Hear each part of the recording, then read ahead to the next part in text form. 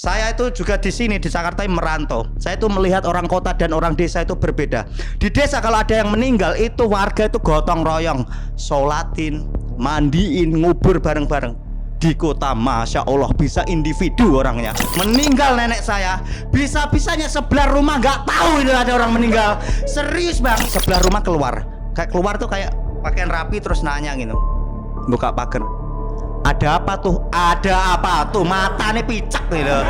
Jelas-jelas ada yang meninggal kok ada apa tuh loh. Bang Nopek menjelaskan culture shocknya ketika tinggal di kota. Sementara di desa, ia tidak menemukan hal itu. Apa yang dialami oleh Bang Nopek mirip dengan apa yang saya alami. Hanya saja tindakan orang kota yang saya alami tidak seegois yang diceritakan oleh Bang Nopek, tapi lebih kepada keheranan saya kala itu ketika melihat keterlibatan dukungan tiap warga di kota dalam merespon kematian warganya sangat jauh jika dibandingkan dengan masyarakat desa.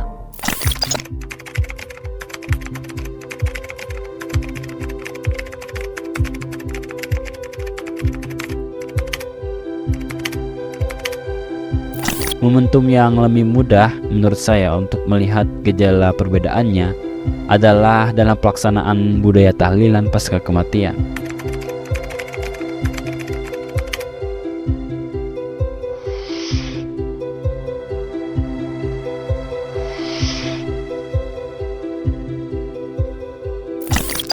Perbedaan yang saya maksud tentu bukan aspek ritual tahlilannya karena memang relatif sama gitu, melainkan unsur pendukung dari terselenggaranya tahlilan itu. Misalnya, di desa saya, di hari pertama jenazah dikebumikan, para perempuan, kerabat, tetangga, atau teman almarhumah dari rumah sudah mulai membawa kantong plastik berisi bahan sembako seperti gula, beras, telur untuk diberikan kepada keluarga duka.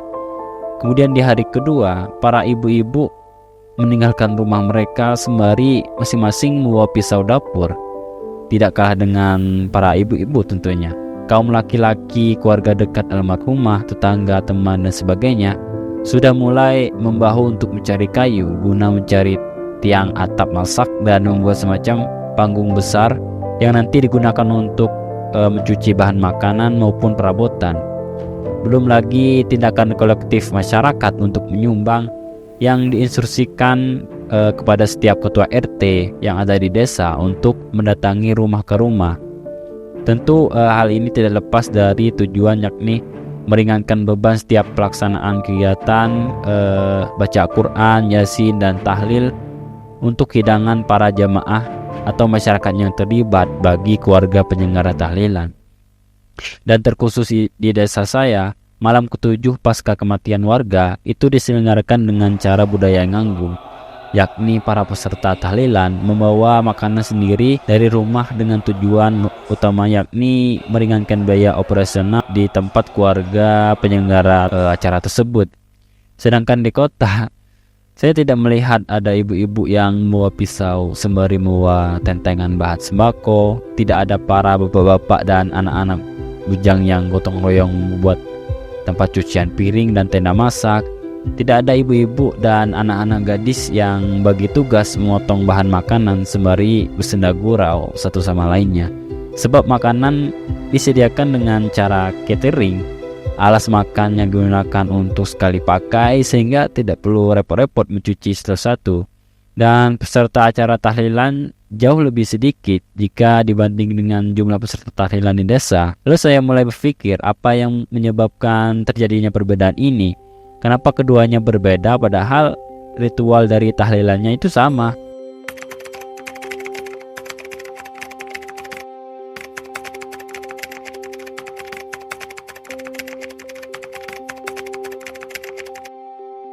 Sesuai judul, masalah ini akan kita lihat ke dalam perspektif sosiologi. Terkait dengan perbedaan kolektivitas masyarakat dalam merespon kematian setiap warganya, jelas berhubungan dengan karakteristik masyarakat itu sendiri. Perbedaan karakteristik antara masyarakat desa dan kota dijelaskan dengan baik oleh seorang tokoh sosiologi yakni Emil Durkheim lewat konsep solidaritas sosialnya. Durkheim mengatakan bahwa masyarakat merupakan hasil dari sebuah kebersamaan yang disebut dengan solidaritas sosial, yaitu suatu keadaan hubungan antar individu dengan individu atau kelompok dengan kelompok yang didasarkan pada perasaan moral dan kepercayaan yang dianut bersama.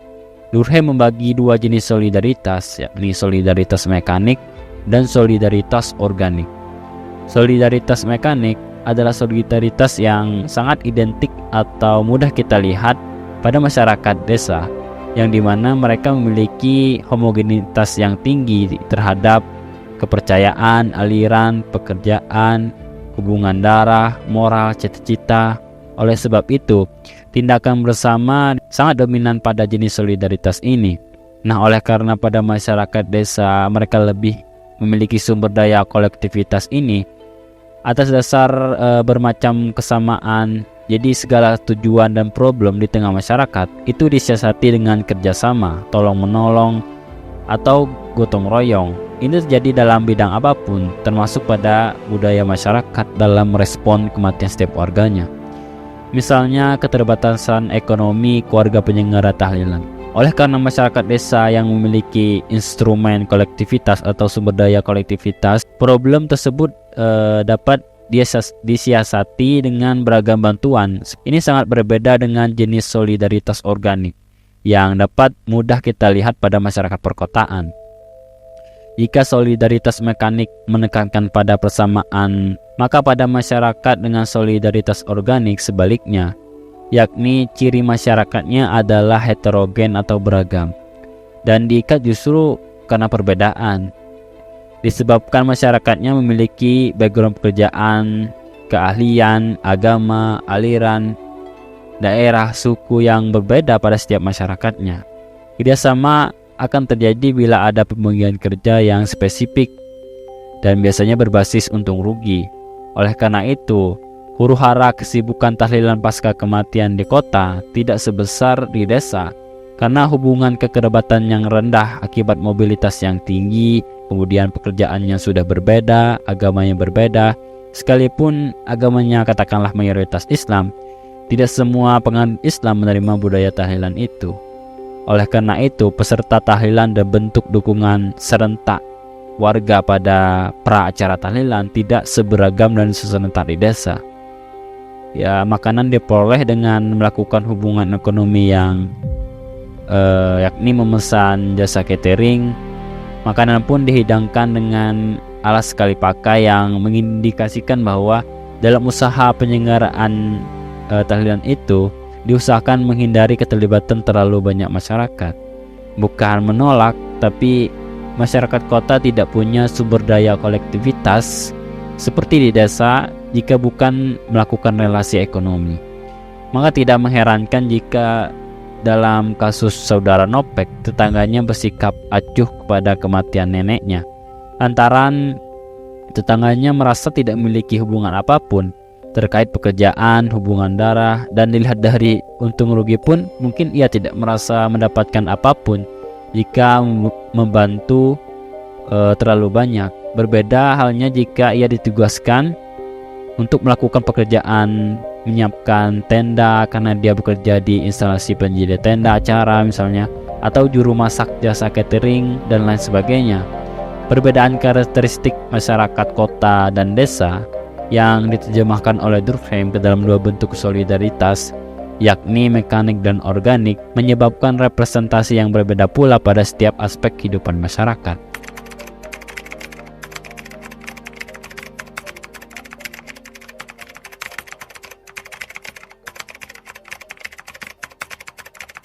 Apalagi untuk urusan yang melibatkan banyak orang seperti pada budaya dan agama, terutama dalam peristiwa kematian setiap warga, setiap masyarakat.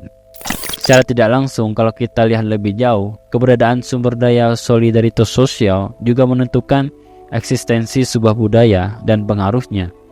Jika sumber daya kolektivitas melimpah, maka persoalan terkait regenerasi antusias keterlibatan masyarakat dalam budaya tidak perlu dikhawatirkan, yang sekarang menjadi problem dan menjadi tantangan untuk mempertahankan sebuah budaya di era yang sekarang kan. Jadi sebetulnya menjaga solidaritas sosial dapat menjaga banyak hal, termasuk kesadaran budaya di tengah masyarakat.